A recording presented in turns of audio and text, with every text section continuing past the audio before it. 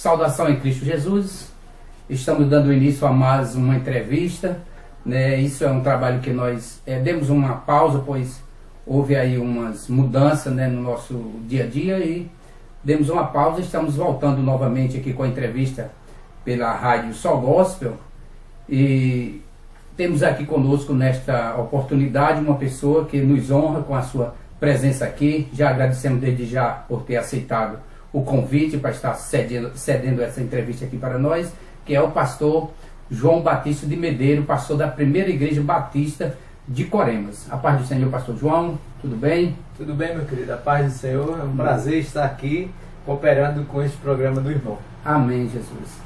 Então, como é de costume, né, nós gostamos de fazer perguntas que venham edificar, não só o campo gospel, digamos assim, mas o campo ministerial gospel. A gente foca mais nessa atividade, pois é um trabalho de missão, sempre em primeiro lugar, pois é esse trabalho que levanta o resto do campo gospel, né? E nossas entrevistas sempre tem mais um foco assim voltado para a administração em geral no mundo gospel, né? E o pastor João Batista, como todos os demais, não deixa de ter tido o seu primeiro momento gospel, evangélico, né, cristão, né? Eu gostaria de perguntar para ele assim, em que ano aconteceu a sua convenção e como se deu? Muito bem. Irmão Zildo, eu aceitei a Cristo em 1989. Eu já morava em São Paulo e o meu encontro com Cristo foi na Praça da Sé, no centro de São Paulo. Centro de São Paulo. Depois, meses depois, então eu morava num bairro chamado Jardim Imperador e veio morar, vizinho à minha casa, uma moça. Ela era cearense e ela era da Igreja Batista. E ela passou a me convidar a ir na Igreja Batista. E depois de um longo tempo sem que eu fosse à igreja, não é? Um dia eu senti o desejo de ir. Eu fui com aquela livre e moça, espontânea vontade. livre e espontânea vontade. E naquela ocasião eu confirmei aquela decisão que eu havia tomado há tanto tempo atrás. Aceitando a Cristo como meu Senhor e Salvador da minha vida. Isso em 89 e estou até aqui. Amém. Isso dá a entender que o que te aproximou do mundo evangélico antes da sua conversão foi os convites dessa moça, dessa amizade, ou teve outras coisas que fez com que você se aproximasse assim? Eu trabalhava numa fábrica de tecidos, lá em São Paulo, e lá havia muitos colegas cristãos, evangélicos de outras denominações. E esses me convidavam, estavam sempre querendo que eu fosse às suas igrejas, e acabei não indo a nenhum convite daqueles, mas aconteceu a minha decisão, como eu já citei, na Praça da Sé. Depois, muito tempo depois, veio uma moça morar vizinho à minha casa, e em um dia de domingo eu senti o desejo de ir com ela para o culto, e naquele dia eu aceitei a Cristo novamente como meu Senhor e Salvador e permaneço até hoje. Amém, graças a Deus. Eu gostaria de perguntar para o senhor o seguinte: hoje, como ministro experiente já no mundo gospel, no mundo evangélico, né? Hoje a gente sempre quer usar essa palavra gospel, mas na verdade é evangélico, né? Eu gosto de uma coisa mais light, né? Vamos ficar mais no mundo evangélico. Eu pergunto assim: a forma de evangelização daquela época, em comparação à de hoje, havia uma diferença ou permanece o mesmo modelo de evangelização? Olha, meu irmão Zildo, eu vou lhe dizer o seguinte: de 1989 para cá, em termos de evangelismo, mudou no seguinte aspecto.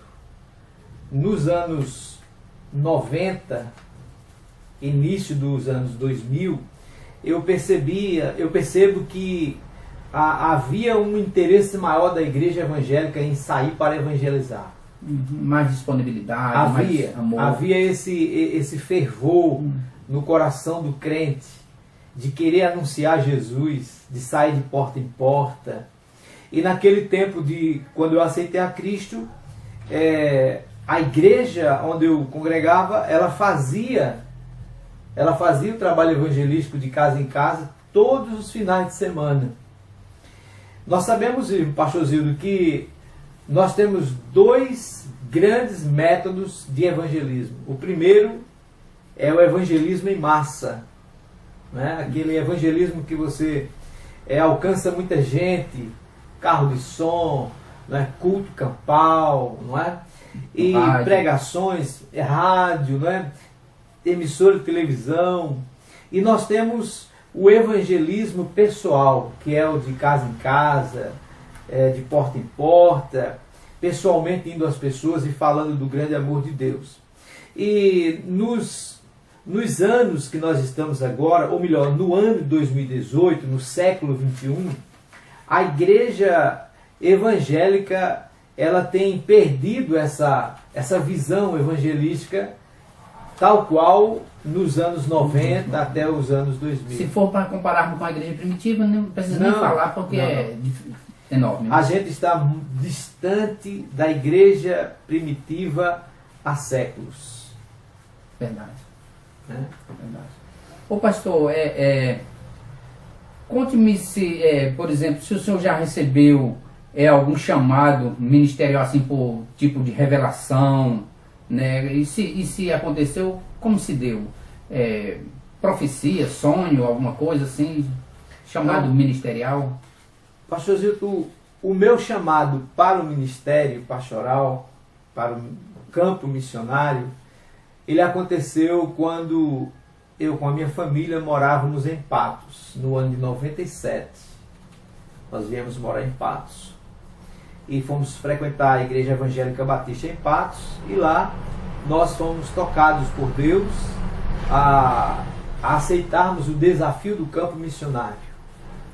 E nós fomos impactados, porque nós tínhamos que deixar o trabalho, tínhamos que deixar os afazeres, o ganha-pão nosso.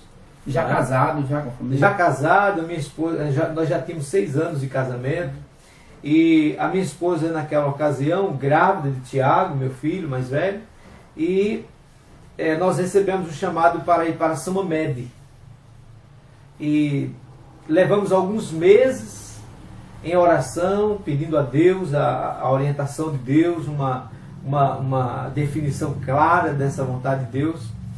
E, enfim, recebemos o chamado para irmos para o campo missionário. Agora, irmão Zildo, depois disto, quando nós chegamos em São Mamede, nós ficamos quase 7 anos em São Mamede. Lá não havia trabalho batista. Só havia uma igreja em São Mamede, que era a Assembleia de Deus, e a Igreja Católica, né? Então, nós chegamos e começamos a evangelizar, a fazer trabalhos de rua, programas de rádio, enfim. O trabalho foi crescendo, nós compramos 3 terrenos, começamos a construção do prédio, organizamos aquela igreja no ano de 2004 com 46 membros, e fora os congregados daquela igreja local. Depois desse período aí entra essa sua pergunta, se eu já tive alguma experiência com Deus com relação aos mistérios de Deus. E aí eu digo para você que sim, nós tivemos 2 experiências maravilhosas com o Senhor. A primeira foi quando o meu filho teve uma convulsão, ele tinha 4 anos de idade, teve uma convulsão muito forte, e foi às pressas para Patos, e uma situação muito difícil. E quando eu cheguei no ponto de ônibus, porque nós estávamos em Malta, a minha esposa já tinha ido com o menino para Patos. Quando eu cheguei no ponto de ônibus, eu escutei como que uma pessoa chegasse para mim no meu ouvido e dissesse assim: o menino não vai morrer. Amém, Jesus. Né? Eu criei naquele toque do Espírito Santo de Deus, que eu tenho certeza disso que foi. Com certeza. E de fato, ele não morreu, está vivo, graças a Deus. E a segunda grande experiência que nós tivemos foi quando nós fomos mudar de São Mamede para Cuité. Eu não conhecia Cuité, eu nunca tinha ido em Cuité, eu não tinha tido contato com ninguém de Cuité, eu nem sabia que a igreja lá estava sem pastor. E à noite, depois de um culto maravilhoso, no domingo de noite, eu acordei com a minha esposa me chamando, ela estava com muita febre, ela me chamando para que eu desse alguma medicação, e de fato dei aquela medicação e depois deitei para dormir. Nisso eu tive um sono assim de uns 3, 4 minutos, não foi mais do que isso. E naquele sonho chegava assim uma pessoa e dizia assim: João, nós estamos aqui na convenção, João Pessoa, e o assunto aqui é porque a igreja em Cuité, o pastor morreu, e o pastor que nós estamos pensando em mandar para Cuité é você. E nisso eu acordei. E no dia seguinte eu disse para minha esposa: hoje nós vamos receber um convite para sair daqui de São Amédio. E aconteceu, no dia seguinte, do jeito que eu sonhei, o pastor do sonho era o pastor Domingos Garcia.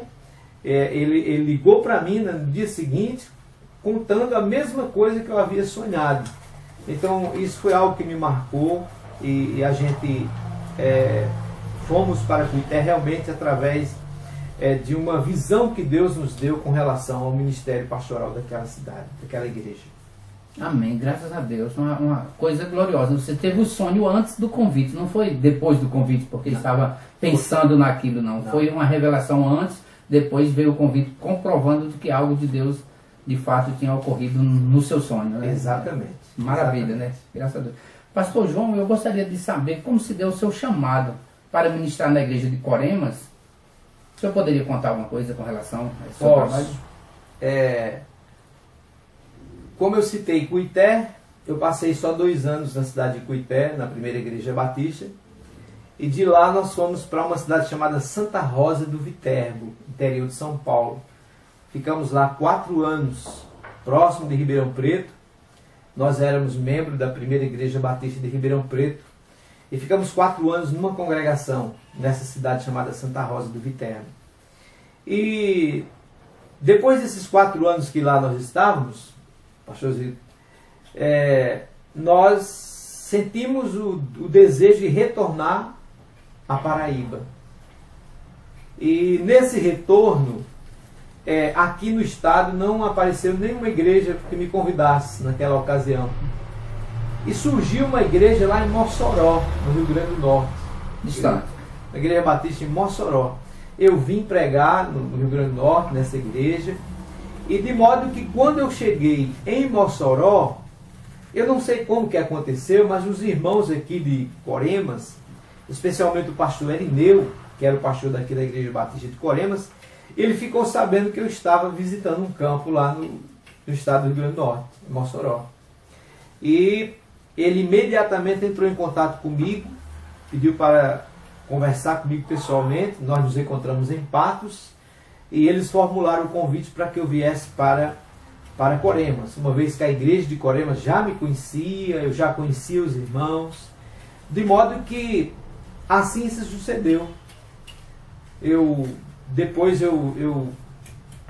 nessa viagem minha para Mossoró, eu retornei para São Paulo, e depois em janeiro de 2011 eu vim a Coremas, e a igreja nos acolheu já muito bem. Já está com 6 anos que o senhor está ministrando em Coremas. 6 anos? Vai fazer agora em fevereiro do ano que vem, vai fazer 8 anos. 8 anos. 8 anos vai fazer. Amém. Graças a Deus. Então nós estamos uma aqui. aceitação bem. Nós estamos aprovada, aqui nesse né? período há 8 anos na primeira igreja batista aqui de Coremas. Amém. Graças a Deus. Pastor João, o senhor já teve assim algum cargo em algum órgão denominacional? Sim. Atualmente eu faço parte do conselho da Convenção Batista Paraibana.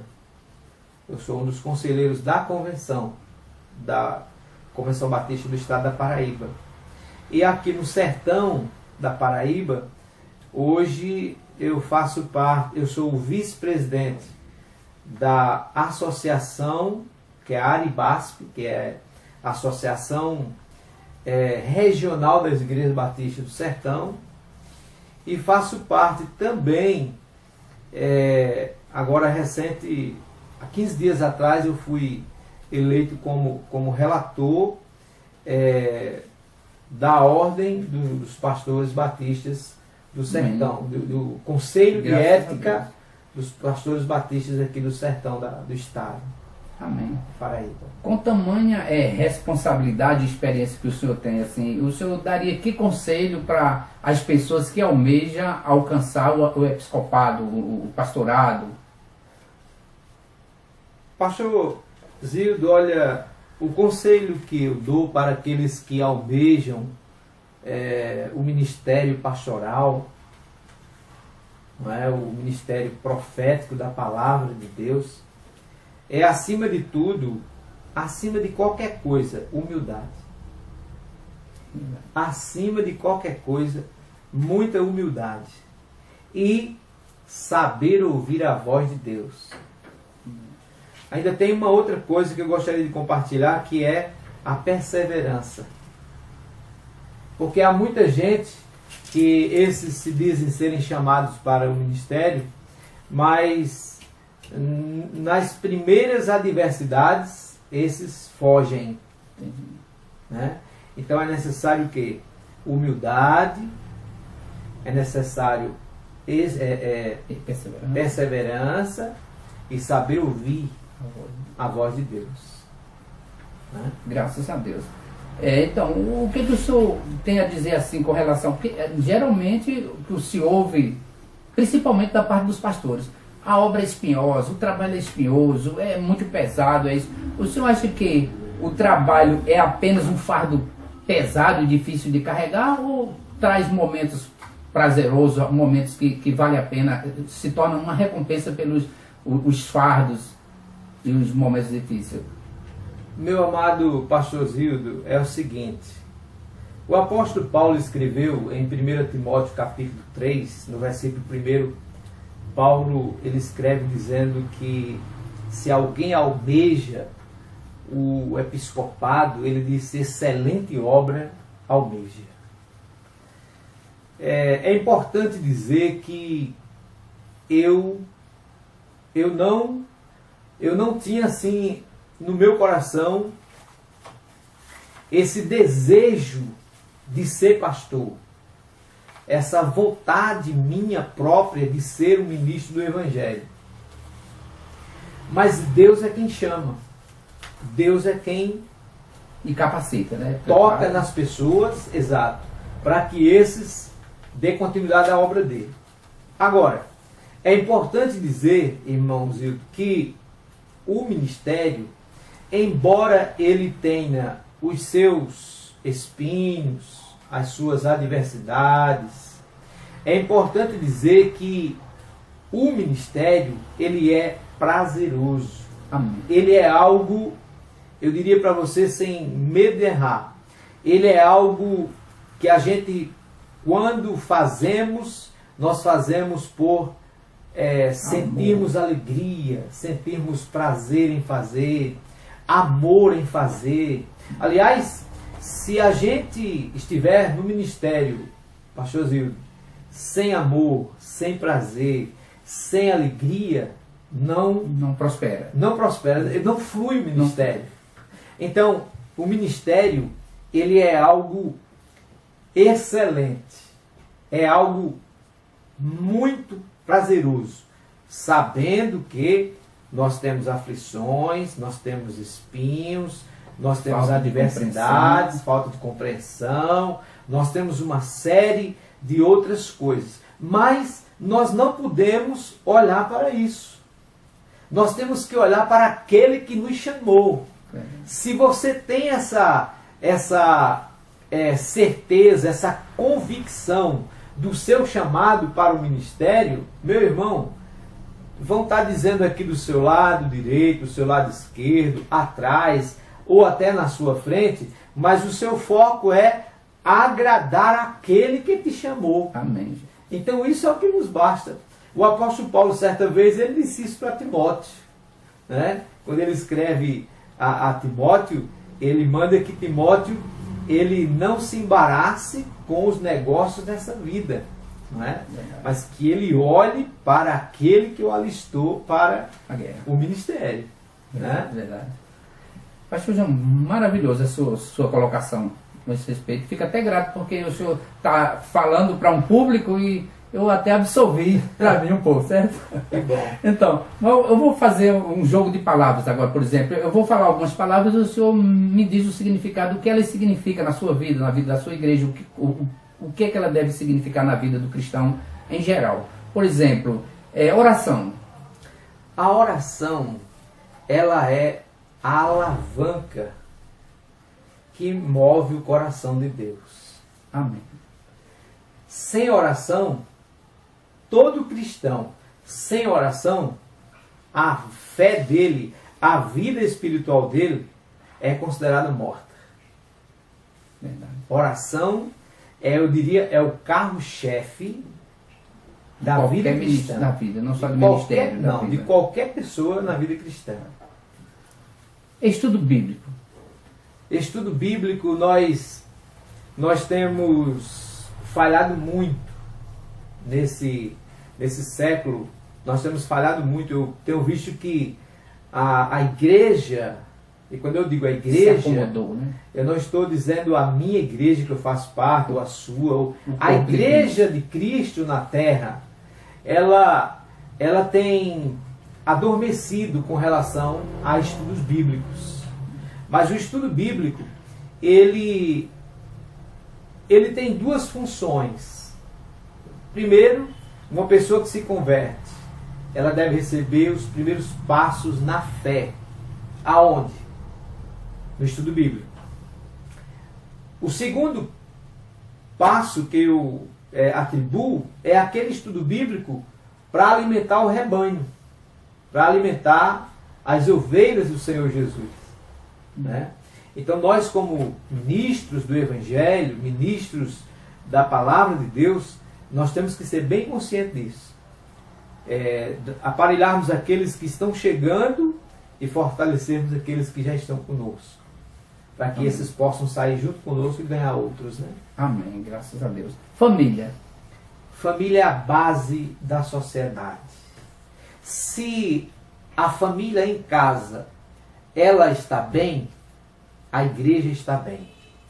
Se a família na igreja ela não está bem, certeza que em casa também ela não esteja bem. A família, ela é A célula matriz. ela é a célula matriz, não é? A família, ela foi criada por Deus antes do nascimento da igreja e antes do nascimento do Estado. É a primeira instituição que Deus criou para a humanidade, a família. Né? E por isso que nós temos que, como ministros do Evangelho, sabermos lidar com essas duas questões. Né? Igreja e família. Família e igreja. Andam juntas. Graças a Deus. Que Deus nos dê sabedoria, né? Verdade, pastor? é verdade. Então, política. Nós vivemos uma política. Nós, evangélicos, brasileiros, nós somos de uma cultura, pastor Zildo, nós herdamos uma cultura cristã vinda dos Estados Unidos para nós e da Europa, de que o cristão ele não pode se meter em política, ele não pode fazer parte da política, ele não pode se candidatar, ele não pode isso, não pode aquilo outro. Veja bem, se você olhar para todo o Velho Testamento, você vê a política a partir do livro de Gênesis até Malaquias. E você pega o Evangelho de Mateus até Apocalipse, você vê claramente os grupos políticos se movimentando, tanto no Antigo Testamento como no Velho Testamento. E você que está me assistindo agora, você pode perguntar assim, mas como, pastor João? Quem governava Israel? Não eram os reis? Os profetas? Os sacerdotes? Aquele era o governo teocrático de Deus que vinha e tratava com os sacerdotes, com os reis da época, os profetas da época. E como o governo ele era um governo de cima para baixo, né? Isso era chamado de governo teocrático. Então, no Novo Testamento, quando você olha para os evangelhos, você tem essa questão do judaísmo, você tem essa questão da religiosidade judaica, mas na verdade os judeus eles não tinham medo de Jesus por causa da religião. Os judeus tinham um receio de Jesus porque eles achavam que Jesus poderia ser um grande líder político. Essa é a realidade. E alterar as influências dele. Exatamente. Então, trazendo para o século XXI, para nós que estamos hoje no século XXI, eu quero só esclarecer isso aqui. O cristão e a política.